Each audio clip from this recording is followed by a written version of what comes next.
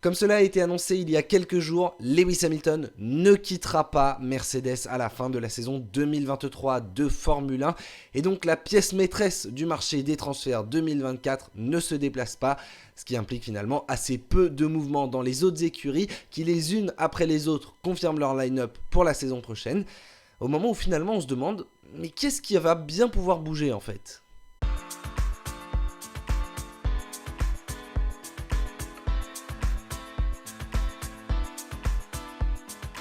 En attaquant la saison 2023, qui avait quand même vu un petit peu de mouvement, on savait déjà que 4 des 6 premières écuries du plateau ne changeraient pas leur line-up pour 2024. C'était notamment le cas de la Scuderia Ferrari, qui avait annoncé que Carlos Sainz et Charles Leclerc seraient toujours des rouges en 2024. C'était également le cas d'écuries qui avaient recruté un pilote. Aston Martin avait recruté Fernando Alonso en tant que fer de lance de leur projet, aux côtés duquel Lance Stroll semble avoir un CDI, en tout cas il n'a pas prévu de bouger pour le moment. Et McLaren et Alpine avaient toutes deux recruté un pilote censé être au niveau de leur leader annoncé. En tout cas, Lando Norris était rejoint par Oscar Piastri et Esteban Ocon par Pierre Gasly, deux duos extrêmement solides et à qui on a donc donné au moins 2 saisons ensemble pour voir ce que cela donnait. La grosse inconnue, je vous en parlais en introduction, c'était Mercedes, où l'on n'avait toujours pas eu de confirmation sur le contrat de Sir Lewis Hamilton, qui a finalement bel et bien prolongé avec Mercedes pour 2 saisons, de même que pour George Russell, dont on ne savait pas quand est-ce que le contrat arrivait à son terme. Et bien c'est désormais confirmé, les 2 pilotes sont liés à Mercedes jusqu'en 2025, c'est-à-dire juste avant le changement de réglementation en 2026. On continue donc encore pour 2 saisons supplémentaires avec un duo 100% britannique du côté de chez Mercedes, avec toujours forcément l'objectif d'aller retrouver la marche du titre. Une fois Hamilton confirmé, on a compris qu'il y aurait assez peu de mouvements et dans la foulée, Haas a confirmé son line-up avec Kevin Magnussen et Nico Hülkenberg qui poursuivront pour une 2e saison consécutive ensemble. Magnussen était peut-être un tout petit peu sur la sellette parce qu'il s'est quand même fait battre par Nico Hülkenberg depuis son retour, mais on va quand même lui laisser une 2e saison aux côtés de l'Allemand pour voir s'il peut faire mieux. Et Alfa Romeo a également confirmé qu'elle continuait avec Valtteri Bottas, mais surtout avec Zhou Guanyu qui était menacé, et selon Julien Febvreau qui ne paye pas, ou en tout cas dont les sponsors ne payent pas les factures en temps voulu. Malgré tout, cela semble être rentré dans l'ordre puisque le pilote chinois continuera l'aventure pour une 3e saison avec l'écurie italo-suisse, qui d'ailleurs ne sera plus que Sauber en 2024. Et n'aura donc toujours pas de Théo Pourchaire à son volant. L'actuel leader du championnat du monde de Formule 2 a été confirmé comme pilote de réserve une nouvelle fois la saison prochaine. Un petit peu de frustration, forcément, on doit bien se l'avouer, on est français, on aurait aimé voir ce que donnerait Théo Pourchaire dans une Formule 1. Il y avait aussi des rumeurs qui envoyaient Felipe Drugovich, champion de F2 l'année précédente. Et on se disait qu'avec l'arrivée du projet Audi en 2026, les 2 saisons de transition avec Sauber étaient peut-être le bon moment pour tester un jeune pilote. On se doute que le line-up Bottas-Zhou ne sera pas celui d'Audi en 2026, et donc on se dit que c'était peut-être le moment de tenter des choses. Mais non, on a voulu privilégier la stabilité, et donc 3e saison avec le duo Bottas-Zhou. Et avec tout cela, eh bien, ça fait déjà 7 équipes qui ont confirmé leur line-up pour la saison prochaine. Les 2 pilotes donc qui ne bougeront pas entre 2023 et 2024. Enfin techniquement, il y en a même une 8e où les 2 pilotes ont un contrat, mais où le monsieur autrichien qui s'en occupe affirme que disposer d'un contrat n'est pas une garantie de piloter. Ça paraît étonnant, mais regardez, on se penche dessus.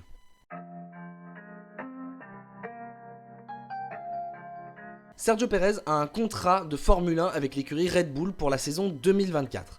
Oui, je suis obligé de vous le rappeler parce que ça paraît franchement pas évident quand on écoute Christian Horner et Helmut Marko en parler. Christian Horner, donc le patron de l'écurie Red Bull, et Helmut Marko qui s'occupe des pilotes. C'est lui qui gère qui on va placer chez Red Bull et chez AlphaTauri. Et tous les week-ends, ils envoient des pics, des attaques à Sergio Pérez, qui est pourtant leur pilote, mais qui forcément est très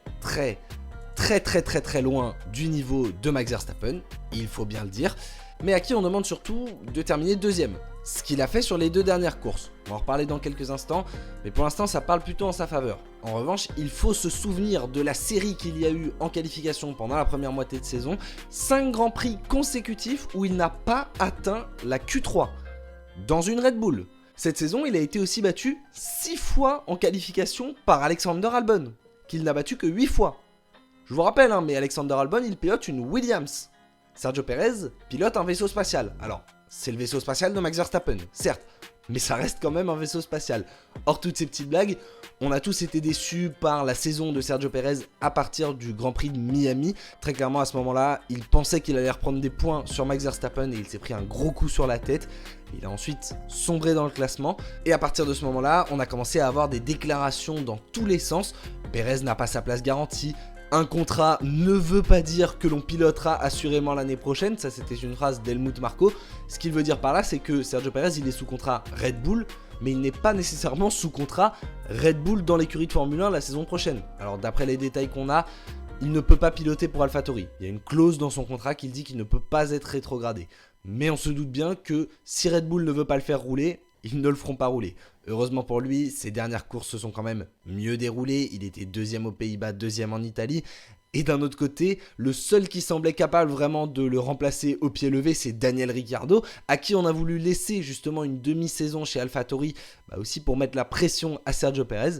Sauf que manque de bol, au bout de 3 courses, Daniel Ricciardo s'est blessé à la main et donc ne peut plus conduire en Formule 1 à l'heure actuelle. Ce qui fait que, soyons très honnêtes, il n'y a pas de candidat crédible à remplacer Sergio Pérez à l'heure actuelle. Donc, sauf catastrophe, Verstappen aura toujours le Mexicain comme coéquipier la saison prochaine. Même si Pérez doit toujours se méfier, on est quand même chez Red Bull.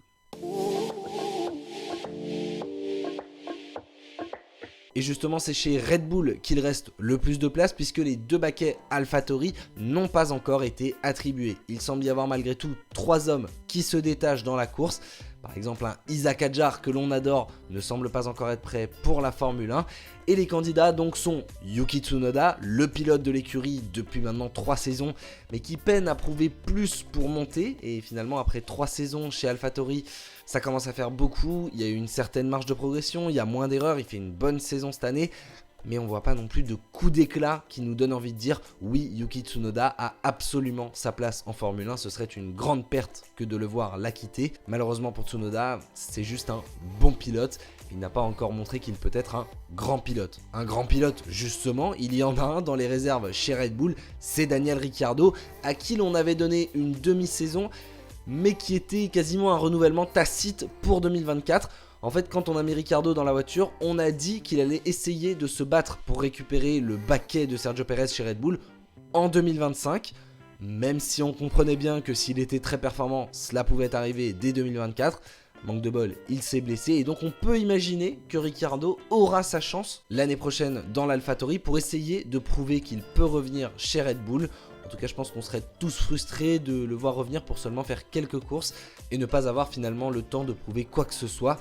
A priori, Ricciardo a quand même de bonnes chances d'être là en 2024, mais son absence a permis à un jeune de se révéler. Liam Lawson est venu le remplacer au pied levé, et Liam Lawson, c'était ni plus ni moins que l'autre candidat potentiel au baquet AlphaTauri pour la saison prochaine. Actuellement en Super Formula, il sort également de 2 saisons en Formule 2. On sait que Red Bull a envie de voir ce que donne le jeune néo-zélandais dans l'AlphaTauri. Petit coup de pouce du destin pour eux, ils ont finalement pu le placer à la place de Daniel Ricciardo, donc le tester un petit peu, et ses premières courses ont été plutôt convaincantes.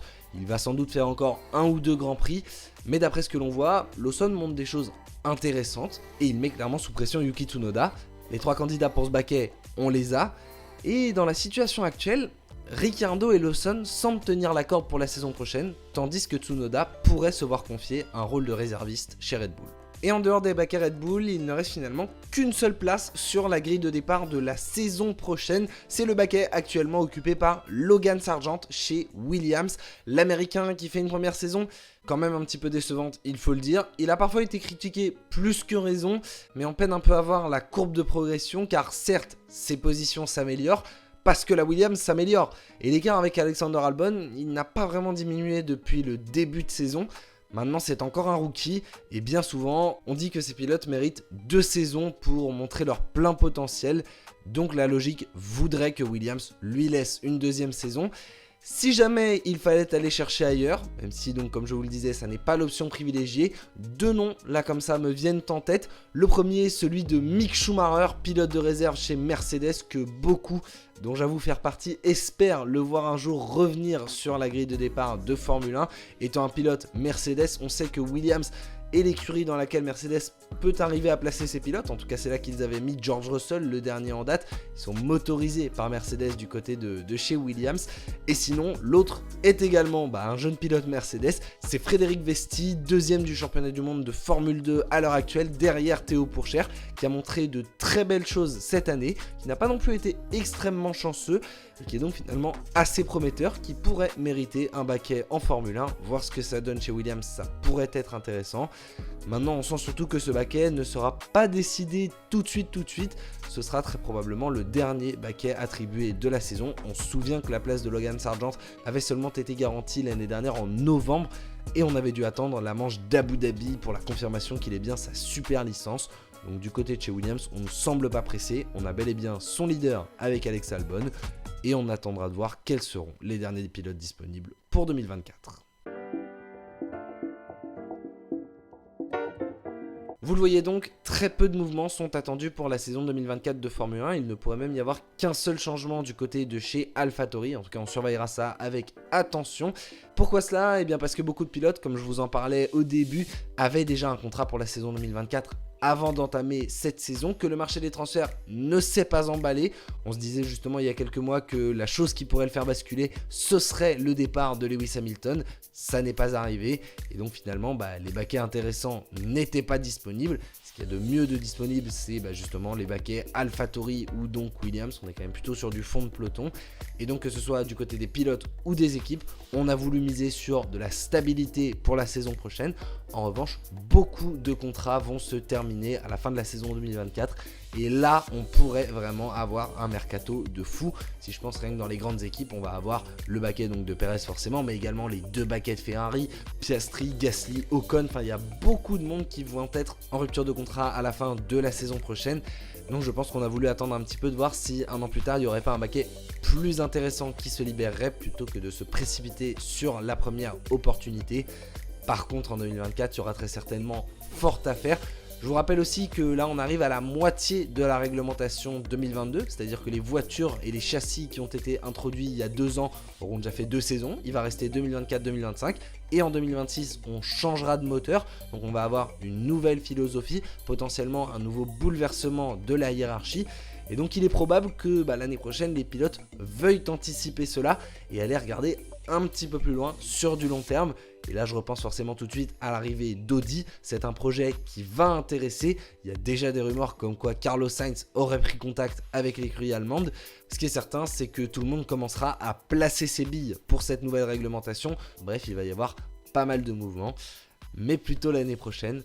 En revanche, ça donne vraiment envie d'y être. Voilà, on a fini sur ce tour d'horizon des transferts F1 2024. Plutôt tardif parce que finalement, pour une fois, on n'a pas eu une silly season très agitée. L'année dernière, ça partait comme ça et finalement on avait eu énormément de mouvements. Cette année, c'est resté un petit peu plus calme. Je vous donnerai bien évidemment les confirmations des derniers mouvements à travers des shorts sur la chaîne. Mais quant à nous, je pense qu'on ne parlera pas de transferts avant ceux de la saison 2025. Mais d'ici là, ne vous inquiétez pas, il y aura quand même pas mal de choses intéressantes à raconter sur la Formule 1. Quant à nous, on se retrouve donc mercredi prochain à 18 h comme d'habitude. D'ici là, écoutez, portez-vous bien, c'est le plus important. Et sur ce, moi je vous dis à la prochaine. Ciao ciao.